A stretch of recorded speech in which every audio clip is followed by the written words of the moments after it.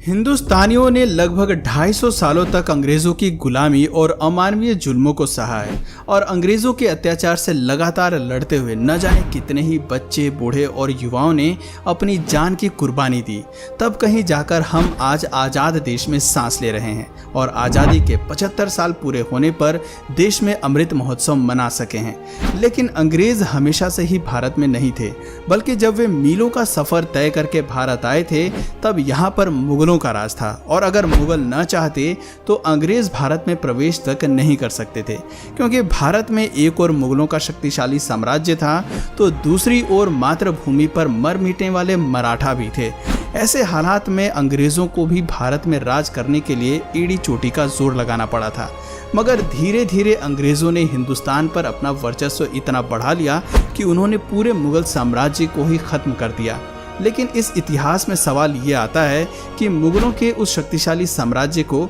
आखिर अंग्रेजों ने किस तरह खत्म किया होगा। आज की इस वीडियो में हम आपको वही दास्तान सुनाने वाले हैं। तो इसी बात पर चलिए शुरू करते हैं इतिहास के एक और नए अध्याय को।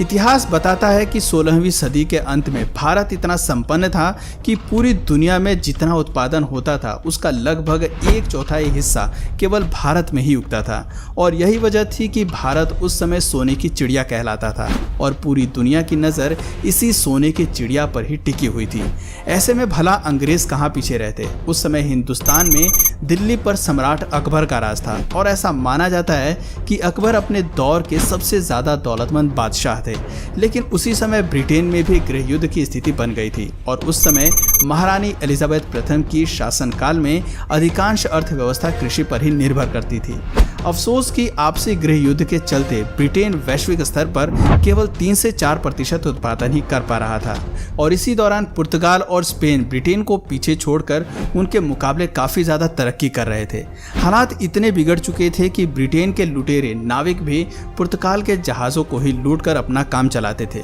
क्योंकि ब्रिटेन में लूटने के लिए कुछ बचा ही नहीं था। लेकिन उसी दौरान एक ब्रिटिश नाविक को समुद्री यात्रा के दौरान भारत की अपार संपदा और समृद्धि के बारे में पता चला और ब्रिटिश गवर्नमेंट तक ये खबर जल्द ही पहुंच गई। फिर आया समय सन 1600 का, जब 200 ब्रिटिश व्यापारियों ने मिलकर एक कंपनी बनाई और उस कंपनी का नाम रखा ईस्ट इंडिया कंपनी। और इस कंपनी के सदस्यों ने जब अपनी राजनीति और कूटनीति महारानी एलिजाबेथ को बताई तो वो भी ईस्ट इंडिया कंपनी को सपोर्ट करने के लिए तैयार हो गई।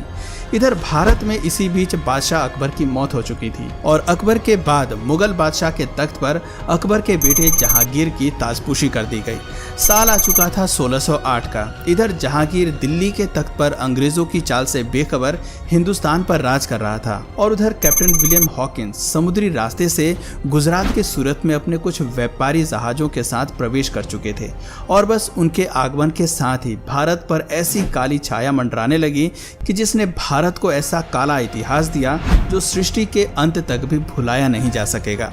अंग्रेजों ने भारत में आते ही ईस्ट इंडिया कंपनी स्थापित करने की घोषणा कर दी और अपने इसी प्रस्ताव के साथ काफी बेशकीमती उपहारों को लेकर कैप्टन विलियम हॉकिंस अपने कुछ साथियों के साथ जहांगीर के दरबार में पहुंचे। बादशाह जहांगीर उस समय तो डच और पुर्तगालियों के दबाव के कारण इस प्रस्ताव को ठुकरा देते हैं, पर अंग्रेज भी कहाँ पीछे रहने वाले थे। वो लगातार इस व्यापारिक समझौते के साथ नई नई प्रॉफिटेबल डील्स जोड़ते हुए बार बार जहांगीर के पास जाते रहे और अंततः कुछ समय बाद ही जहांगीर ने इस प्रस्ताव पर हस्ताक्षर करके अंग्रेजों को व्यापार करने की मंजूरी दे दी। और ये मंजूरी मिलते ही अंग्रेजों ने पटना, सूरत, मुंबई और चेन्नई में अपनी फैक्ट्रियों को स्थापित करके व्यापार करना शुरू कर दिया। शुरुआत में तो इस कंपनी ने यहाँ के लोगों को रोजगार दिया और बदले में उन्हें अच्छी तनख्वाह भी दी, जिस वजह से हिंदुस्तानी ईस्ट इंडिया कंपनी से काफ़ी प्रभावित हुए और कई हिंदुस्तानी व्यापारी भी इन फैक्ट्रियों से जुड़ गए, लेकिन ज़्यादा दिनों तक नहीं।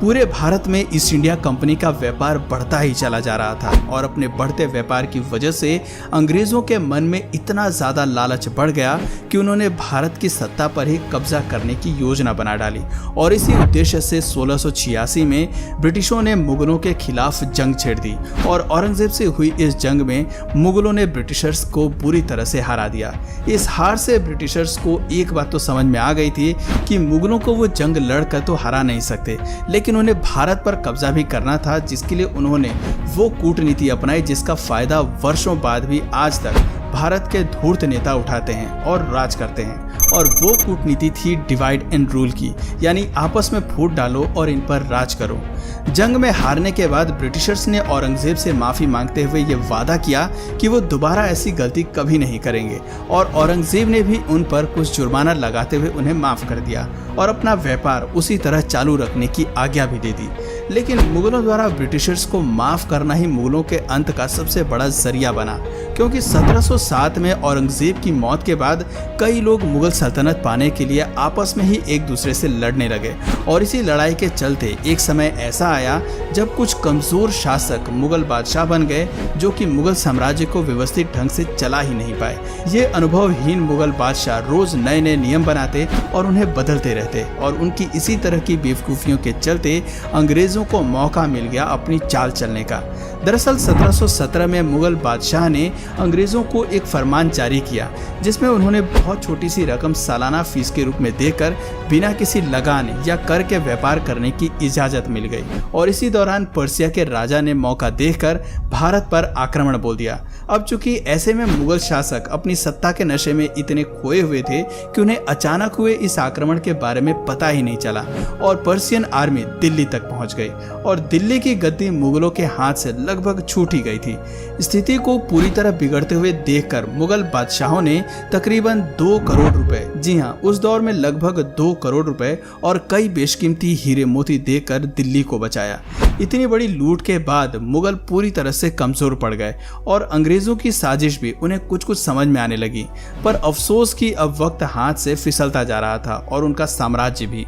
अंग्रेज लगातार भारत पर कब्जा करने की अलग अलग रणनीति अपनाते जा रहे थे, जिसके पहले चरण में उन्होंने बंगाल के नवाब सिराजुद्दौला को तख्त से हटाने के लिए जंग छेड़ दी, और साथ ही साथ अंग्रेजों ने वहां के हिंदुओं और मुसलमानों में आपसी फूट डालकर डिवाइड एंड रूल की कूटनीति लागू की, जिसे संभालने में नवाब सिराजुद्दौला नाकामयाब रहे और नतीजा अंग्रेजों के लिए फायदेमंद रहा। प्लासी के युद्ध में सिराजुद्दौला को हराने के बाद अंग्रेजों ने सिराजुद्दौला के सेनापति को अपने साथ मिला लिया और उसे बंगाल का नवाब बना दिया। समय बीतता गया और भारत पर अंग्रेजों की ताकत और अधिकार भी उसी के साथ साथ बढ़ती जा रही थी। सन 1764 में अंग्रेजी फौज ने बक्सर के युद्ध में अवध के नवाब, बंगाल के नवाब और मुगल नवाब शाह आलम द्वितीय, इन तीनों को हरा दिया। इसके अलावा निजाम और मराठों के बीच में भी फूट डलवाकर अंग्रेजों ने पहले तो उन्हें लड़वाया और फिर उनकी लड़ाई का फायदा उठाकर खुद उनकी कमजोर सेना को हराकर उनकी रियासतों पर कब्जा कर लिया।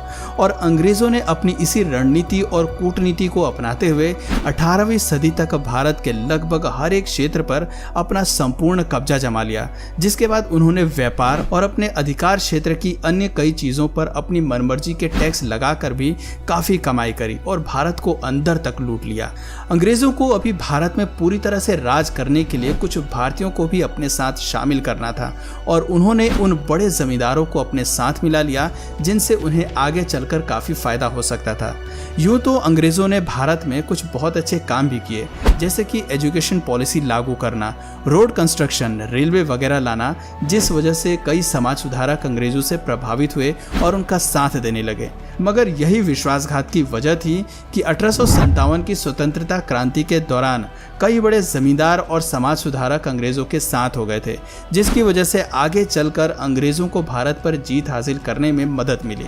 भारत पर जीत के साथ ही मुगल साम्राज्य के आखिरी बादशाह बहादुर शाह जफर को अंग्रेजों ने अपना बंदी बनाकर रंगून की जेल में भेज दिया और उनके बेटे व खानदान के तमाम लोगों को मौत की नींद सुला दिया और पूरे भारत को अपना गुलाम बना लिया। तो दोस्तों, ये थी वो दुख भरी दास्तान जिसमें मुगलों की एक गलती और अपने निजी स्वार्थ की भावना ने अंग्रेजों को भारत में पांव पसारने का मौका दे दिया, और उनकी इसी गलती का खामियाजा हिंदुस्तानियों की कई पीढ़ियों को भुगतना पड़ा। वैसे आपके नज़रिए से अंग्रेजों के आगमन के लिए मुगल साम्राज्य जिम्मेदार हैं या नहीं, नीचे कमेंट करके अपनी राय हमें ज़रूर बताएं। और अगर इस वीडियो से आपको कुछ नया जानने या सीखने को मिला या फिर इंटरेस्टिंग लगा, तो प्लीज़ इस वीडियो को एक लाइक करके अपने फ्रेंड्स और फैमिली में से ज़रूर शेयर करें। और यदि आप इस चैनल पर नए हैं तो प्लीज़ इस चैनल को सब्सक्राइब करके बेल नोटिफिकेशन आइकन को ऑन कर लीजिए, ताकि हमारे आने वाले वीडियोस आप मिस ना करें। मिलते हैं फिर किसी वीडियो में नए टॉपिक के साथ, तब तक के लिए नमस्कार।